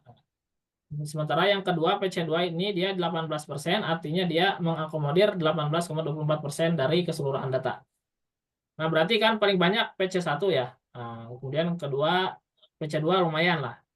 Nah, ini kalau dijumlah ini kan berapa nih? 80 hampir 90 ya. Ini sudah cukup bagus nih dalam mengakomodir data. Jadi secara keseluruhan informasi dari seluruh variabel itu 90% bisa tergambar, Pak, oleh grafik ini seperti itu, Pak. Nah, kan untuk PC ini kan dia terbentuk dari data-data itu ya. Nah, ini dia sebetulnya dari mana saja sih dia itu datanya yang paling berkontribusi terhadap 71% ini. Nah, ini bisa dilihat bahwa misalkan di revenue dan moisture ini yang kontribusinya besar terhadap PC1 ini, Pak, seperti itu. Karena dia memiliki proyeksi yang paling tinggi ya dibanding yang lain, maksudnya seperti itu. Dan juga yang ini yang mendekati garis ini, Pak. Jadi secara umum dia revenue ini dia memberikan informasi besar terhadap PC1 ini paling besar seperti itu, Pak. Kesimpulannya itu Pak ya, artinya terhadap apa namanya Ya. riset problem kita, misalnya tadi menjawab Nah, permasalahan apa itu berarti artinya revenue sama apa itu apa punya kontribusi paling besar ya, terhadap. terhadap apa Bu, permasalahan atau apa gitu ya Pak ya berarti ya. Oh, kalau di sini terhadap PC ini, Pak. Nah, kan PC ini kita gunakan untuk memplot sampel ini, Pak. Nah, ini ya yang di kiri nih. Nah, Hmm. jadi sebetulnya ini bisa digabung nih kedua sampel ini ya. Gambar ini bisa digabung. Jadi titik-titiknya bisa terlihat di sini sebetulnya. Cuma kalau banyak akan susah. Jadi ini contohnya dipisah. Jadi ini juga sebetulnya kalau dipecah menjadi 4 kuadran juga, Pak. Nah, jadi bisa dilihat sebetulnya nanti itu sampel ini itu misalkan dia lebih dekat kemana juga nih bisa dilihat nih. Ini kan ada garis 0, 0-nya di sini ya, Pak ya. Nah, ini nantinya bisa dilihat sampel ini misalkan lebih condong ke PC1. Nah, berarti si sampel yang ini juga dia lebih dominan berdasarkan variasi ini. Dia menggunakan data revenue yang variasinya banyak seperti itu, Pak. Jadi intinya sih, Maksud saya gini Pak, kalau terhadap misalkan kan terkait dengan treatment ini Pak, ya. treatmentnya kan ada slow sama fast. Nah artinya Ya. misalkan mana sih kita kan kalau dalam konteks penelitian kan pengen tahu misalkan mana yang terbaik, mana yang terjelek, misalkan gitu Pak. Ya, oke. Baik Pak Ahmad, jadi kalau ini sebetulnya kita tidak bisa menyimpulkan mencari mana yang terbaik, Pak. Kalau mencari yang terbaik kan harus ada kriteria ya. Misalkan mau revenue yang banyak, tentu bisa dilihatnya dalam tabel revenue-nya seperti itu. Nah, kalau di sini sebetulnya lebih ke arah lebih komprehensif. Perlakuan ini sebetulnya memberikan hasil yang sama atau enggak sih secara keseluruhan seperti itu, Pak.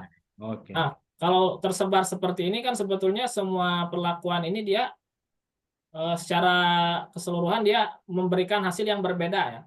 Nah, kecuali yang ini nih yang berdempet seperti ini dia berarti hampir atau mungkin hampir sama ya. Jika kita analisis satu persatu variabel pasti akan kelihatan dia relatif sama Pak, seperti itu. Sementara yang lain ini berbeda. Nah, jika ingin melihat yang paling bagus atau paling maksimal ya ini tentu tergantung kriterianya. Misalkan kita mau mencari yang paling banyak keuntungan ya langsung saja itu bisa dilihat yang paling maksimal seperti itu Pak. Paling maksimal sampelnya mana? Nah, ternyata yang mengelompoknya di fase L ini yang sebelah sini Pak. Nah ini. Berarti semakin ke arah sini ya, semakin ke arah PC1-nya besar, berarti sampel itu dia juga memiliki nilai variabel yang tinggi juga. Misalkan ini kan ya, FL ini dia berada di ujung sumbu X ya, PC1. Nah, berarti dia berkontribusi besar juga kepada PC1. Artinya dia secara grafik ini dia berarti paling besar revenue-nya seperti itu Pak. Bisa dikatakan seperti itu. Siap. Oke Pak, makasih Pak. Iya, mungkin tadi ini Ya. mudah diinterpretasikan kalau skor plot sama yang apa vektor ini digabung ya Pak. Ya betul, bisa Bu seperti itu. Jadi kita melihat antara treatment dengan respon gitu. Iya. Ya seperti bagusnya sih kalau sedikit seperti ini bisa digabung Bu ya. Nah itu tinggal minta ke ChatGPT aja supaya digabung bisa nanti pasti. Ya. Kalau pakai Python tadi ya seperti itu. Oke. Ya. Baik, untuk pertanyaan selanjutnya dari Pak Husin, apakah PCA bisa memberikan informasi signifikansi perlakuan terhadap respon? Saya stop dulu ya. Ya. Apakah PCA bisa memberikan informasi signifikansi perlakuan terhadap respon? Signifikansi perlakuan terhadap respon. Oh ya. Kalau PCA ini tidak bisa, Pak. Jadi hanya memvisualisasikan data saja. Seperti itu dengan tadi misalkan dia bisa melihat perbedaan atau kesamaan antar perlakuan yang satu dengan yang lain secara lebih menyeluruh seperti itu. Nah, jadi kalau untuk signifikansi antar perlakuan ini tetap harus menggunakan misalkan tadi ANOVA ya. Jadi dilihat signifikansi antar perlakuan seperti itu, Pak. Jadi tetap harus analisis ANOVA mungkin masih perlu dilakukan juga untuk melihat perbedaan signifikan antar variabelnya seperti itu, Pak. Atau antar perlakuannya. Baik, next dari Pak Mirwan nih, Pak Diang. Dalam pengolahan data tadi muncul PC1 dan PC2. Variabel ini apa maknanya? Apakah ini merupakan variabel baru yang merupakan korelasi antara variabel yang diolah? Kemudian yang kedua, dari data roasting copy yang dimunculkan tadi, jika kita kelompokkan datanya menjadi parameter yang setipe, misal jadi hasil uji fisiokimia, B dari data proses roasting, dan C dari hasil perhitungan ekonomi proses, lalu masing-masing diolah masing-masing PCA-nya, apa yang terjadi? Baik, terima kasih Pak Mirwan nih, kolega dari RPP ya atas pertanyaannya. Ya, terkait dengan PC1 dan 2 ya, jadi variabel ini maknanya serta variabel baru yang merupakan korelasi antar variabel yang diolah. Ya, baik, jadi ya Pak, betul. Secara sekilas sebetulnya dari antar garis itu kan dia ada nilainya. Dan semakin berhimpit tadi ya dia dikatakan covariance-nya sama ataupun dia linear ya satu sama lain. Jadi istilahnya tadi covariance-nya positif seperti itu. Jadi bisa dilihat juga ya hubungan antar satu variabel dengan yang lain dengan melihat tadi garisnya itu poin pertama. Kemudian juga bisa dikatakan garis-garis itu juga sebagai kontribusi terhadap masing-masing PC tadi ya. Jadi kan PC1 dan PC2 itu merupakan dimensi baru ya, yang mengakomodir semua variabel yang ada, Pak. Seperti itu. Jadi memang betul ya, tadi itu adalah variabel baru ya. Jadi yang berdasarkan datanya itu adalah semua data dari sampel seperti itu, dan kontribusi dari setiap variabel itu ada nilainya seperti itu. Yang tadi seperti saya sampaikan, dari setiap panah itu kan dia lebih condong ke PC1 atau PC2, itu adalah kontribusi dia terhadap PC1 dan PC2 itu, Pak, seperti itu. Kemudian pertanyaan kedua, untuk data roasting kopi, jika dikelompokkan datanya menjadi parameter tipe, oke. Misalkan ya hasil fisikokimia, oh ya, bisa Pak Mirwan ya. Jadi misalkan kita mau pecah nih data sampel tadi, untuk kita gunakan sebagai PCA-nya hanya berdasarkan fisikokimia. Jadi untuk melihat nanti mungkin ya, seperti apa karakteristik fisikokimianya, apakah bisa terbedakan ataukah sama ya. Seperti itu sebetulnya bisa. Jadi kita bisa pecah dia berdasarkan fisikokimia, apakah ada kesamaan antar perlakuan atau enggak ya, itu bisa dilihat. Kemudian berdasarkan proses roasting, misalkan kebutuhan energi dan lain-lain ya, itu nanti bisa dilihat juga, Pak. Jadi secara lebih spesifik lagi ya. Jadi saya kira seperti itu sangat-sangat memungkinkan, Pak Mirwan ya. Jadinya nanti akan terbentuk banyak sekali ya. Mungkin kalau misalkan sampai 3, berarti akan ada 3 grafik PCA seperti itu. Saya kira itu seperti bisa juga, Pak Mirwan ya. Baik. Pak Mirwan, cukup? Baik, pertanyaan di kolom chat sepertinya sudah tidak ada. Kalau ada yang mau bertanya secara langsung, silakan untuk raise hand. Sementara belum ada, saya nyambung tadi Pak Diang. Kita ada PC1, PC2, tapi sebenarnya kita menentukan jumlah minimal PC itu berapa tuh ada kentutannya nggak? Atau modelnya harus minimal 70% atau berapa tuh ada nggak? Ya, baik, Bu Nok.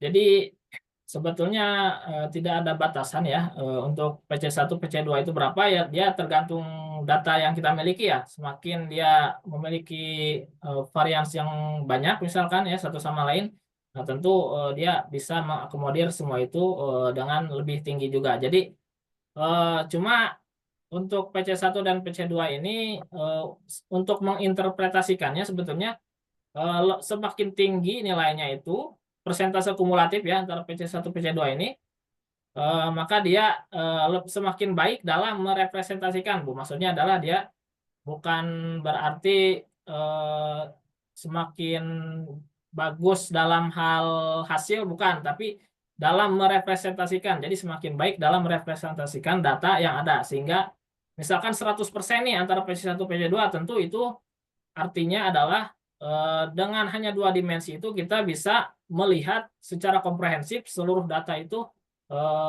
hanya dengan 2 dimensi seperti itu, Bu. Artinya nggak ada kentutannya Pak. Misalnya dari PC1, PC2 kita kumulatifnya tuh cuma dapat 70% gitu. Ya, Apa boleh kita tetap PC2 2 PC aja gitu menambah, ya. ataukah perlu menambah menjadi 3 PC, jadi kayak kalau 3 PC jadi tidak lagi 2 dimensi ya, bentuknya jadi 3 dimensi Iya, Pak. ya, 3 dimensi, betul, Bu. Jadi sebetulnya tergantung kita ya mau melihat dari sudut pandang mana. Misalkan kalau kita hanya perlu dengan 2 dimensi saja sudah bisa terlihat, misalkan sampel itu mengklaster di sebelah mana, nah itu saya kira hanya 2 PC saja cukup, Bu. Meskipun dia kumulatif variansnya misalkan 70% ya atau kurang juga nggak masalah. Cuma misalkan yang sulit itu adalah ketika kita melihat data itu misalkan berkerumun ya, tapi sebetulnya dia apabila dilihat di dimensi ketiga itu sebetulnya berbeda. Nah itu, Bu. Jadi jangan sampai misalkan kita melihat, misalkan kalau kita tadi 70% ya, data itu berkumpul di satu titik. Nah, terus kita simpulkan bahwa ini karakteristiknya sama misalkan. Nah itu belum tentu karena kita hanya melihat 70%. Nah, 30%-nya apakah misalkan ada di sumbu ketiga? Nah, itu harus dilihat berarti karena bisa jadi ya, bisa jadi dia terpisah pada sumbu itu, Bu. Jadi maksudnya varians tinggi itu adalah untuk melihat hanya dengan 2 dimensi aja apakah sudah cukup apa enggak seperti itu. Nah, kalau misalkan kurang, nah perlu diteliti yang ketiga itu seperti itu, Bu. Oke, oke, oke. Ya. Baik, Pak Dian. Ada dari peserta seri session kita yang akan bertanya langsung? Pak Dian, kalau misalnya jumlah datanya kita itu dalam antar variabel itu tidak sama, bisa nggak kita langsung masuk ke dalam satu kali analisis? Misalnya kadar air ada tiga data lah ya kita ini. Itu misalnya terus yang lain ada jumlah datanya beda gitu. Itu bisa. Oh, ya baik, Bu. Nah, kalau seperti itu, kalau menurut saya mending ada yang kosong ya, Bu ya. Itu mending Ya. menggunakan data dirata-ratakan kalau misalkan cuma hanya ada satu ya. Saya kira kalau mau melihat lebih komprehensif semua variabel ada ya, berarti yang cuma ada satu itu berarti yang lainnya dirata-ratakan supaya datanya seimbang, Bu, seperti itu. Nah, adapun cara lainnya adalah jika ingin tetap melakukan PCA dengan semua data itu, maka variabel yang kosong itu bisa dihilangkan aja. Maksudnya tidak digunakan, tidak dimasukkan dalam analisis untuk PCA-nya. Seperti itu saya kira kalau datanya kosong itu nanti akan berpengaruh ya nantinya. Karena dianggapnya mungkin nanti nilainya 0 atau apa, nah itu kan sebetulnya misalkan nilainya karena tidak dianalisis misalkan, nah itu mending jangan seperti itu. Lebih baik jangan. Oke, oke. Siap, Pak Ya. Dian. Baik, apakah ada lagi yang akan bertanya?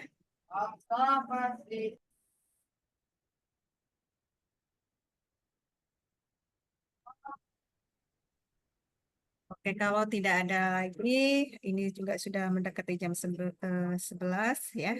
Mungkin ini tadi ada permintaan nih Pak Dian dari Bu Rima, next session HCA-nya Pak. Ya, Kita itu lokal aja mungkin bisa juga, Bu. Lingkup lokal. bagi coaching klinik nanti di ini di di CWS Serpong atau di Subang, silakan Bu Rima. Siap, siap, Bu. Makasih. Oke, kalau tidak ada lagi, jangan lupa tadi Bapak Ibu untuk mengisi daftar hadir, ya. Kemudian untuk melihat lagi rekaman dan materinya harus ada di link tadi yang sudah ada di chat. Sertifikat juga nanti kita masukkan ke link tadi. Jadi Bapak Ibu silakan untuk mengambil sendiri, tidak kita kirim ke email masing-masing ya. Baik, Kak, apakah ada lagi yang akan bertanya? Jadi Pak Diang pokoknya siap sedia yang untuk Ya. kita coaching klinik langsung Siap, mengolah insya data Allah, Bu. kita. Dan yang susah biasanya kita adalah menginterpretasikan data. Interpretasi dan kemudian menarik kesimpulannya. Nah, itu memang perlu latihan. Alhamdulillah Pak Diang sudah bersedia, jadi monggo Bapak Ibu untuk dimanfaatkan keahliannya Pak Diang ini karena Pak Diang sudah sering menulis untuk pemanfaatan PCA ini ya, termasuk juga HCA. Mungkin di next session. Kalau tidak ada lagi pertanyaan di session KTN ini, mungkin saya cukupkan. Sekali lagi kami mengucapkan terima kasih kepada Pak Diang yang sudah berkenan menjadi narasumber di session kita. Terima kasih juga saya sampaikan ke kawan Ben yang sudah setia sampai akhir dan semangat mengikuti session kita. Insya Allah ilmu yang kita dapat hari ini sangat bermanfaat dan semua kita bisa langsung mengaplikasikannya. Selamat berjumpa kembali di session kita selanjutnya di bulan depan dengan tema yang pasti lebih tidak kalah menarik dengan tema session kita hari ini. Saya kembali lagi Pak Kapus, mungkin ada closing statement. Iya, baik. Baik, terima kasih Bu No. Pak Diang sudah berkenan sharing session ya. Sungguh luar biasa nih, banyak manfaatnya untuk kita semua. Ya, khususnya bagi saya juga sebagai peneliti juga gitu ya. untuk bisa nantinya menggunakan berbagai macam teknik yang salah satunya PCA ini. Baik. Terima kasih sekali lagi dan insya Allah kawan BRIN semua kita akan berjumpa pada sharing session selanjutnya. Sampai jumpa. Terima kasih. Monggo ditutup Bu No. Ya. Baik, saya tutup sharing session kita hari ini dengan ucapan Alhamdulillahirrahmanirrahim. Wassalamualaikum warahmatullahi wabarakatuh. Waalaikumsalam Warahmatullahi wabarakatuh. Baik, Donon, pisan Pak Terima Dian. kasih Bapak Ibu semuanya. Pak Dian. Ya, Assalamualaikum. Salam.